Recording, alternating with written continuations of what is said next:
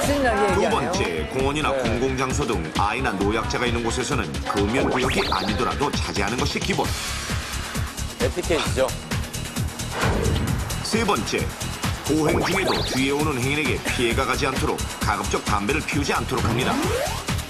네 번째, 밖에서 담배를 피워도 옷이나 피부 등에 남은 유해 성분을 다른 사람에게 옮길 수 있으니 특히 담배를 피운 후 가족과 함께할 경우라면 흡연 후 손을 깨끗이 씻고 양치를 한 다음에 가족과 접촉하도록 합니다.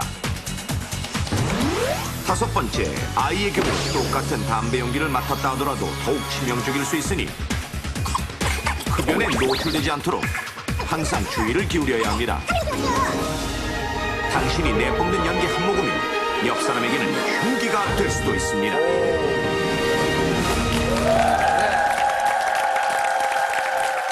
선생님, 최근 근로자 건강을 위해서 무슨 어떤 운동이 진행 중이라고 했는데 어떤 네. 운동인가요? 네. 처음 봤을 때 운동하실 줄 알았어요. 네. 노동부와 안전보건공단은 금년에 건강한 일터 만들기를 하기 위한 노력의 일환으로 한 가지 나쁜 거 고치고 한 가지 좋은 거 실천하기 운동을 펼치고 있습니다.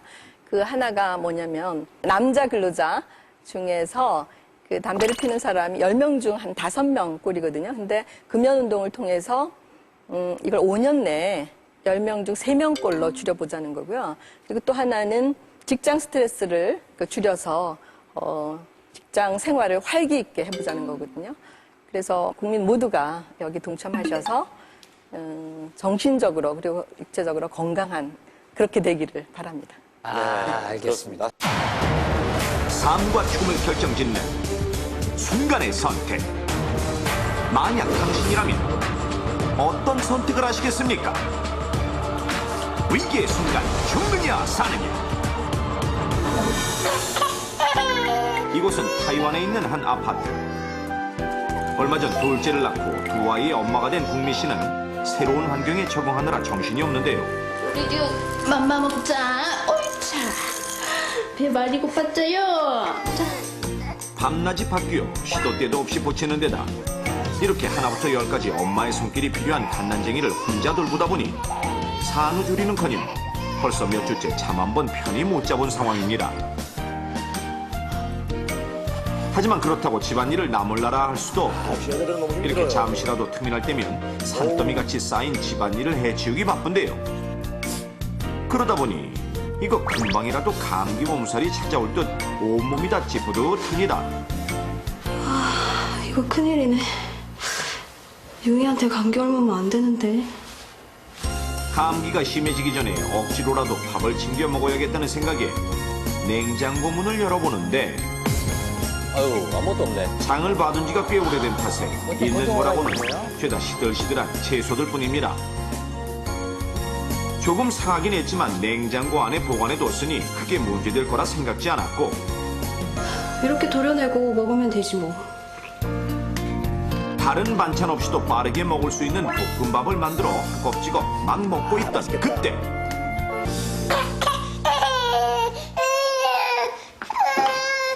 알았어. 먹었다. 결국 밥을 먹다 말고 일어나 아이를 안아드는데 그런데 급하게 먹은 밥이 뭔가 문제가 있었던 모양입니다. 체기를 가라앉히기 위해 소화제에 탄산음료까지 마셔봤지만 딱히 나아질 기미는 보이지 않고 더는 참을 수 없었는지 친정엄마한테 도움을 청하는 국미 씨.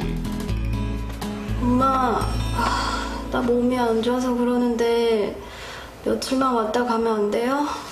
굉장히 안 좋나 봐요. 그리고 몇 시간 후 딸의 전화를 받고 놀란 친정엄마는 한달음에 달려왔는데 어머머, 얘 얼굴 좀 봐.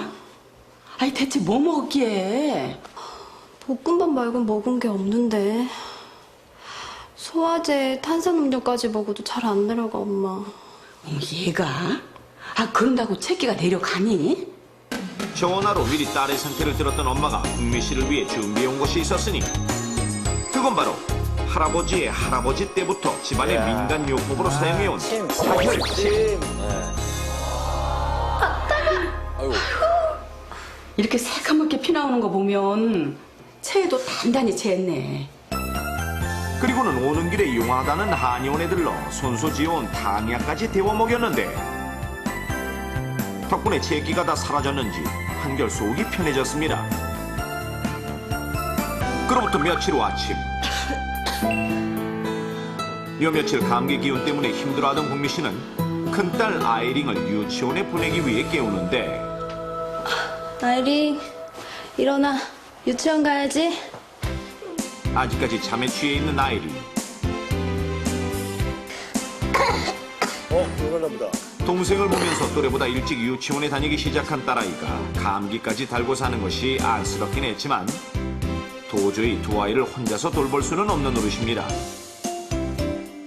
매일 아침 아이링을 유치원에 데려다주는 건 남편의 몫. 이거 다녀올게. 엄마, 바이바이. 그런데 그때 어머, 자기야. 어? 왜? 양말에 구멍이 났어. 어? 양말? 좀만 기다려봐요. 다른 거 갖다 줄게요. 어. 급한 마음에 아이를 안은 채로 양말을 꺼내기 위해 몸을 숙이는 순간 허리야. 하지만 출산 후면 찾아오는 산후통이려니 하고 그저 대수롭지 않게 넘겨왔습니다. 미우 아빠 갔다 올게. 여보 힘내. 잘 다녀와요. 그리고 당신 계속 몸이 안 좋으면 네, 식은땀을 흘리는데. 괜히 병 키우지 말고 이따 장모님한테 연락해서 병원 좀 다녀와. 알았어요. 회사나 갔다 와요. 그래.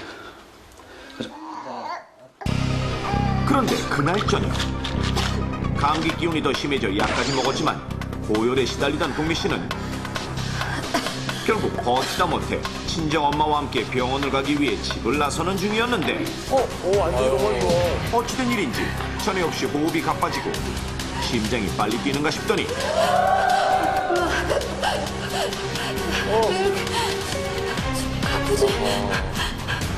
그 자리에서 정신을 잃고 쓰러졌고 심장이 왜 이래? 공미야, 공미야.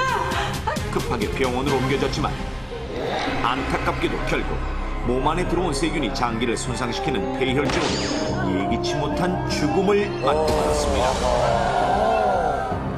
둘째 아이를 출산한 지 얼마 안 돼 피로가 누적된 상태이기는 했지만 비교적 건강에 큰 문제가 없었던 국미 씨가 어느 날 갑작스럽게 숨을 거두게 된 이유는 평소 위험하리라고는 생각하지도 못한 채 행했던 어떠한 잘못된 행동이 문제가 됐기 때문인데 자 그렇다면 국미 씨가 갑작스럽게 죽게 된 결정적인 원인은 과연 무엇일까요?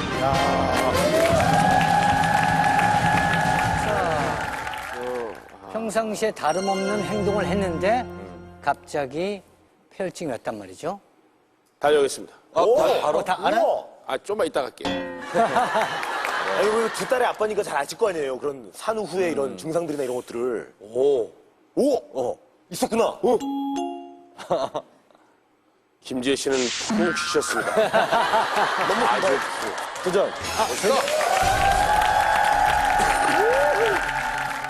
어떻게 보면은 약간 뜬금없는 데서 정답이 있을 수가 있어요. 맞아요. 정답은 정답은? 양말의 구멍 때문. 이거 웃을 일이 아닙니다.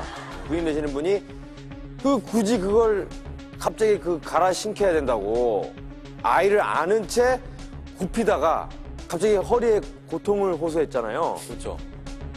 그러니까 아이가